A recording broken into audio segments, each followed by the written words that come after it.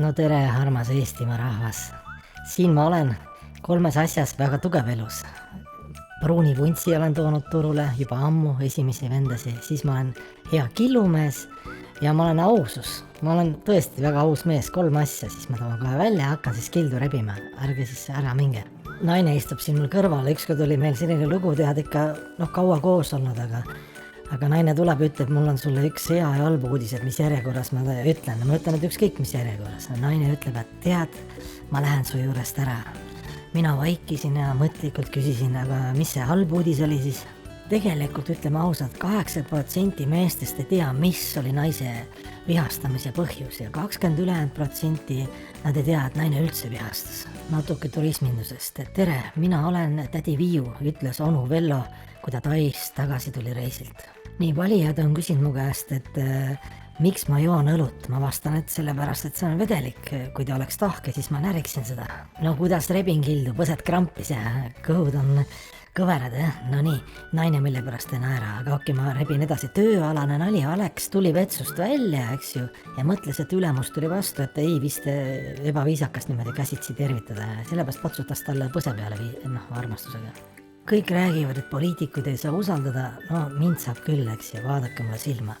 Räägin üks hommiku ka, raske hommik, inimesed kõik midagi kahtlustavad, on mingid mahinatsioone, tulen hommikul, tahan kohvi teha, aga jäin hoopis klaasi veini. No mis inimeste usaldusest me saame rääkida, kui ma ise ennast ka enam ei saa usaldada? Ega selles poliitilises maailmas ei saagi rahulik olla, kuidas saab rahulik olla, kui sul kõik rakud on närvirakud, eks ju. Kolhoosi nalja ka minu noorpõlvest. Hobune töötas kogu aeg, kõige rohkem, eks ju, aga kolhoosi direktoriks ta ei saanud, vaat selline õpetus teile ka, eks ju, kes tahab poliitikasse siseneda. Ükskõik mis parteis või elualal või tööalal sa töötad, igal pool on üks vend on kuskil kuku. Ja kui sa hetkel töötad kuskil, kus ei ole sellist tüüpi kuku, siis vaata peeglisse, ilmselt sina oled sellel töökohal üks kuku. No Eesti traditsioon, Jukunali ka, väike Juku ütles koolis väga suure tarkuse välja, õpetajad imestasid, et meie kodus isa on kahtlemata peremees, aga isa peremees on ema. Ja siin väike mõttetera ka poliitikutele. Parem on terve päev olla diivanil, kui mitte midagi teha terve päev. Minu kui tegija paar mõtet veel. Mind ootasid ükskord suured teod ees, aga ei jõudnud ära oodata mind. Meeste mürakatele selline lugu ka, et tallaalune mees küsib naise käest hääl värisedes, kas ma tohin väikse õlle külmikust võtta. Tõeline mees teab, et ta isegi hakka küsima, et ei tohi õllet võtta. Käbi kuku kaugele kännust ütleme, aga ikkagi mu tütrekene on siin, teeb ilma, aga tegelikult mu vanaisa oli juba tegija. Vanaisa õpetas mulle, ütles, et ära kunagi kedagi kuula ega usalda.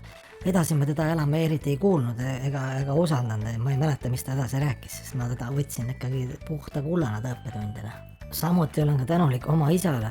Ükskord jäin vahele, noored poisid ikka teate tulakus, tõmbasin suitsupaadis ja isa võttis paadist ja viskas mind vette ja tänu sellele just isa õppetunnile ma õppisin selili ujuma, et suits ära ei ustuks. Aitäh isa sulle!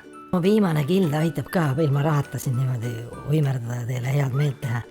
Kass ja mees kadusid 3 päeva ära ja kui välja ilmusid mees kassiga, siis kassile kiisu, kõik tegid pai, aga mehega ei rääkinud naised ja sugulased ühtegi sõna.